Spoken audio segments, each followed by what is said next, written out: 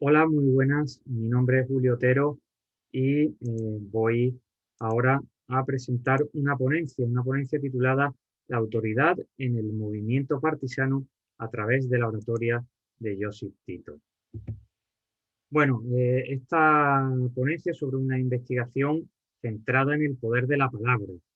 Y es que a través del análisis del discurso de esta disciplina, es posible exponer cómo un líder ejerce su autoridad en el seno de una organización. Un tema que me parece muy interesante y que yo concretamente he trasladado al análisis del discurso del Día de la Victoria, un discurso pronunciado por Josip Broz Tito, mariscal de Yugoslavia, que revela las claves de su liderazgo en el seno del ejército partisano de Yugoslavia en la Segunda Guerra Mundial.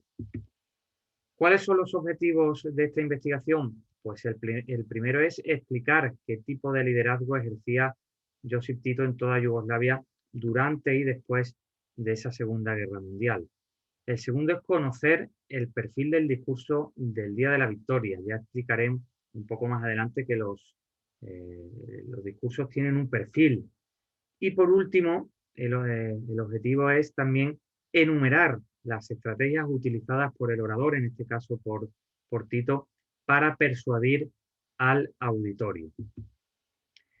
La metodología que hemos empleado es la llamada las regulaciones del conflicto. Es una herramienta propia del análisis crítico del discurso, ideada por el profesor Antonio Rodríguez de las Heras en 1981 y reformulada por el profesor Manuel Bermúdez Vázquez en 2016.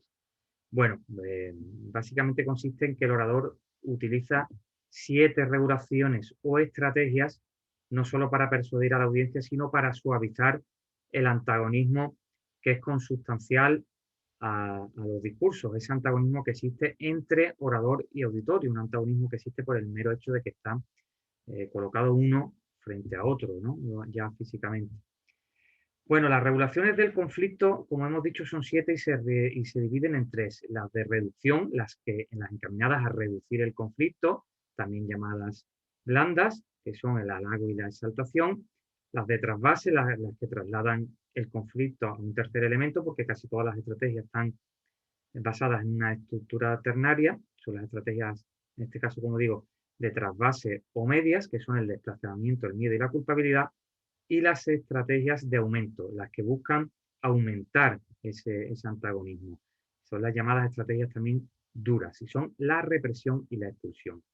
Vamos a explicar brevemente en qué consiste cada una de ellas. En primer lugar, la exaltación pues persigue atraerse al auditorio a través de valores positivos que comparten tanto el orador como el auditorio. Suelen ser valores comunes, hechos que ambos valoran positivamente. Eso es la exaltación. Dentro de las estrategias de reducción también está el halago, como su propio nombre indica, simplemente consiste en que el orador emplea uno o varios mecanismos que supongan de una manera u otra una alabanza o un halago hacia el auditorio. Las de trasvase, pues empezamos por desplazamiento, ¿no?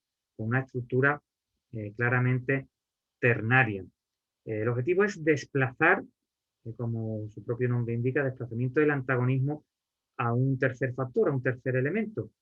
Es decir, que el orador busca cuestiones que comparte con la audiencia, pero en este caso negativas. Alguien que odien, un valor que rechacen, una organización que critiquen, etcétera. Otra estrategia de trasvase o media es también el miedo. También divide también basado en una estructura ternaria. El miedo es muy parecido al desplazamiento como estrategia.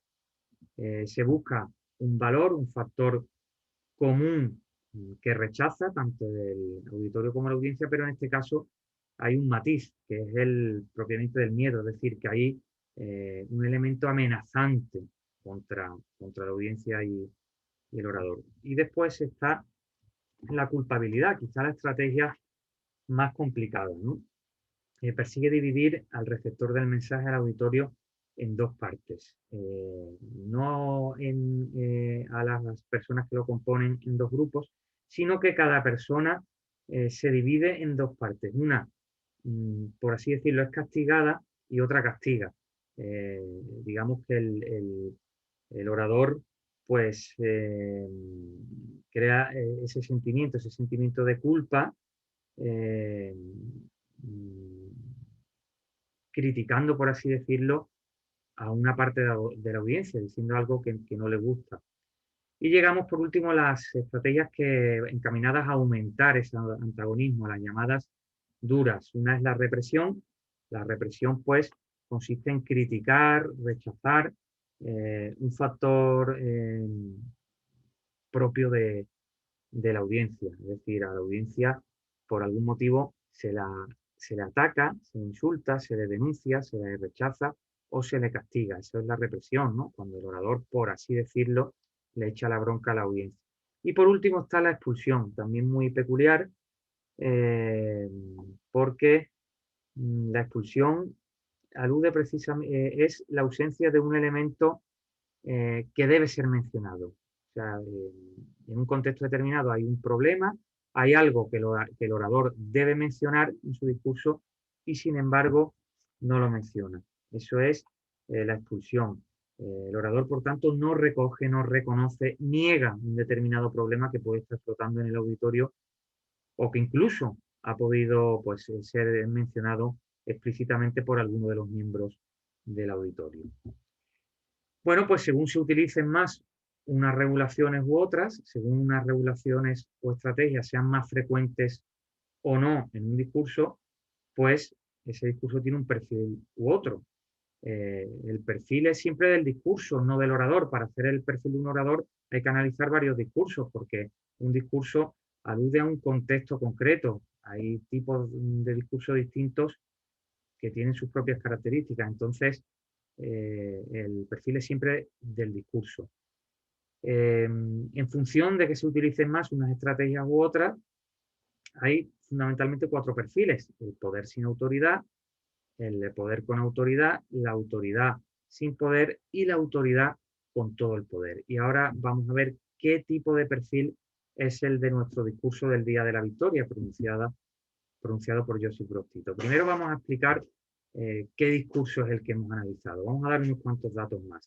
Pues el discurso del Día de la Victoria fue pronunciado por Josip Broz Tito, mariscal de Yugoslavia y comandante en jefe del ejército partisano, el 8 de mayo de 1945 en Belgrado. ¿Cuándo lo pronunció? Pues tras la capitulación de la Alemania nazi, que junto a sus aliados y a fuerzas colaboradoras autóctonas habían invadido el reino de Yugoslavia en 1941. Cuando capitulan, y por tanto acaba la Segunda Guerra Mundial, pues Tito pronuncia este discurso victorioso. Y vamos a ver los resultados. Pues los resultados nos dicen que abrumadoramente abundan las estrategias de reducción, las llamadas blandas, las que reducen el conflicto entre orador y auditorio. 21 exaltación, 11 halago, después tenemos ya 10 desplazamientos, 1 el miedo y la expulsión, y, 3 la represión, 1 el miedo y la expulsión, y por último la culpabilidad con 0. Esos mismos datos los exponemos ahí en un gráfico de barras para que se vean gráficamente. Esperamos unos segundos para que todos ustedes vean cómo ha quedado. Y vamos ahora a esa banda de perfil, al perfil del discurso. Eje vertical, de abajo arriba las estrategias, desde las blandas a las duras, desde la reducción a las más de aumento, las más altisonantes, por así decirlo. Las hemos numerado. Y en el eje horizontal, pues las distintas estrategias que han sido utilizadas en el discurso, por orden de utilización. Y vemos pues esa banda de perfil que nos ha dado el discurso de la victoria, que todos ustedes ven. ¿Qué conclusiones extraemos de esta investigación? Pues que el orador utiliza casi todas las estrategias, pero que sobre todo, como hemos dicho, abundan las llamadas blandas o encaminadas a reducir el conflicto. Lógicamente, un discurso de la victoria. El orador quiere congraciarse con su audiencia, no enfrentarse a ella. El perfil del discurso es el de autoridad con todo el poder. Por cuestiones de tiempo no hemos explicado el resto de perfiles, pero sí vamos a explicar este perfil, el de autoridad con todo el poder. Es un tipo de perfil de discurso en el que el orador monopoliza el poder de la palabra, como en este caso Tito, solo habla él, la audiencia no es un diálogo, no hay intervenciones como en el Parlamento, sino que es un monólogo de Tito. Y estudiando el tipo y viendo las claves del movimiento partisano, vemos cómo Tito tenía una autoridad abrumadora sobre el auditorio. Era un líder reconocido y con mucho poder. Y por todos estos elementos, tanto por el contexto como por la banda de perfil, por el perfil del discurso, pues hemos establecido que se trata de un discurso con autoridad, con todo el poder.